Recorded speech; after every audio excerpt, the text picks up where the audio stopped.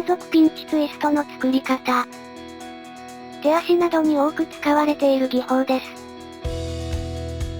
風船を膨らませます。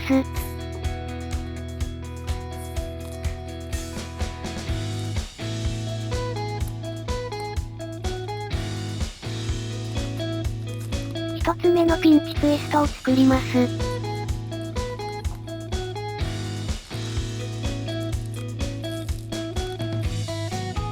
二つ目を作りましょう。柔らかめのバブルを作ってください。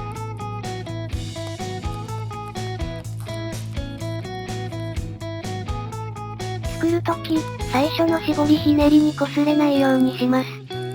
バブルを引っ張り、両端を近づけてひねります。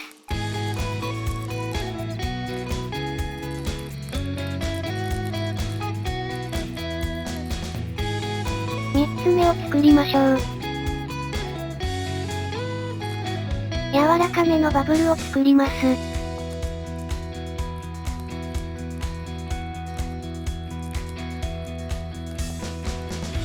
隣の絞りひねりに擦れないよう気をつけながら、バブルを引っ張り、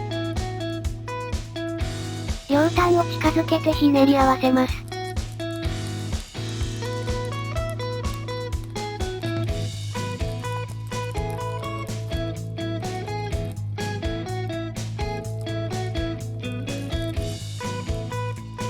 同じ工程を繰り返します。